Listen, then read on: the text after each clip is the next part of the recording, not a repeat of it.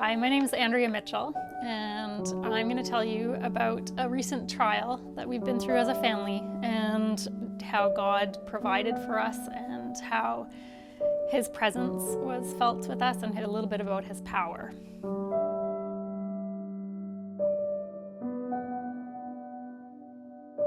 I'll give you a bit of backstory first. So we've been at Emmanuel since 2004, so for 15 years. And we've got 3 kids, my husband Sean and I. So we have Sophie, Luke, and Sarah.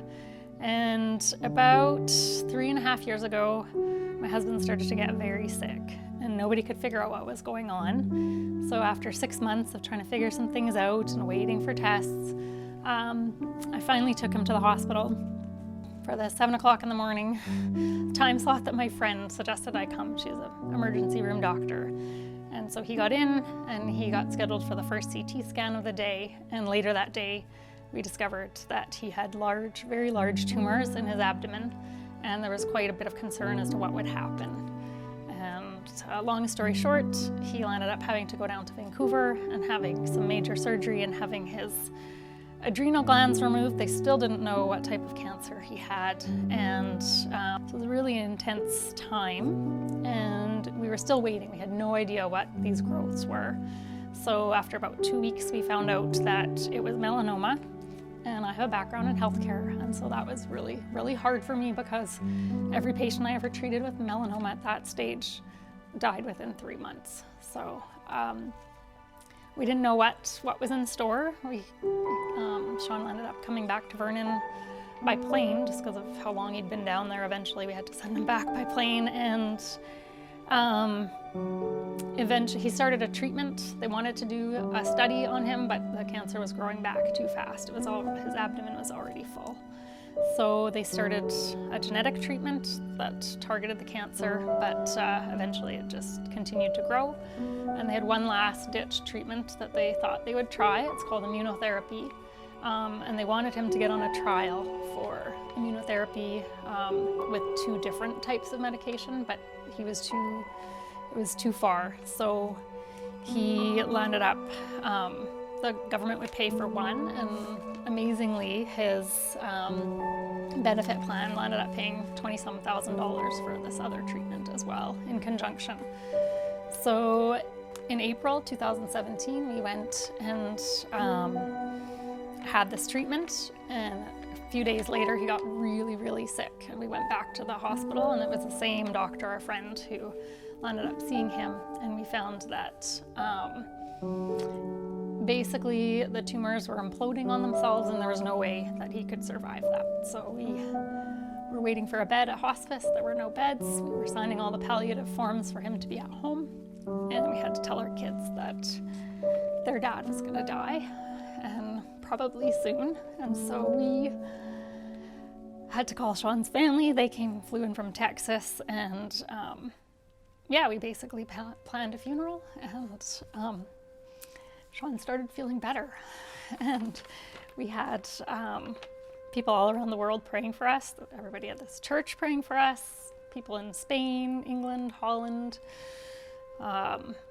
India, China, people all over the world praying. And Sean started to feel better. So they snuck us into a CT scan in Salmon Arm, and they were amazed that his tumors, there were several of them, that they were gone in his abdomen. And just one little wee one was left. And then amazingly his brain tumors started to go. And so by, I think it was fall of 2017, his tumors were all gone. And by 1 year after, he had no brain tumors and no tumors at all. So that was our miracle, our trial and our miracle. And so I'm going to tell you a little bit about 3 things that I really stuck out for me during this time. The first was God's provision. Sean had to obviously stop working, and I was working part-time, and I had to take off a lot of time. And we had so many people blessing us, people from church, people from the school district, people from a Christian school where Sean used to work, people from my work in interior health. And we didn't need anything. Everything was provided: food, yard work, vehicles when we needed them. We just were consistently provided for and cared for. And the other thing that was really important was that God was present with us. It was an incredibly emotional time. It was right around our girls' birthdays, and the entire time I just knew that God was present with us. And I'm gonna just read a couple of verses that at the time I had memorized Psalm 103. And one of the verses in Psalm 103 is verse 17. But from everlasting to everlasting, the Lord's love is with those who fear him, and his righteousness with their children's children. And then another one I think most people will know is one from Deuteronomy 31:6, which is also quoted in Hebrews, and it's, "Be strong and courageous. Do not be terrified because of them, for the Lord goes with you. He will never leave you or forsake you." And throughout this whole time, there was just one thing, especially when Sean was really sick, we both felt like God was present, and I can't explain it or describe it, but that he cared, and whether Sean lived or died, he would be with us. And so that just really gave us lots of hope.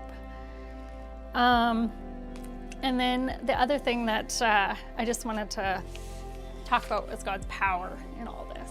All the medical professionals said this wasn't possible, that this was it, this was the end. And I know it doesn't happen this way for everybody, but God did heal him, and so we want to give glory to God. And so day to day, when people talk about, oh, isn't this amazing, how amazing immunotherapy is, our kids and Sean and myself, we just want to give glory to God and say we know that God heals, and that God carried us through that. So he provided for us, his presence is with us still, and he is powerful.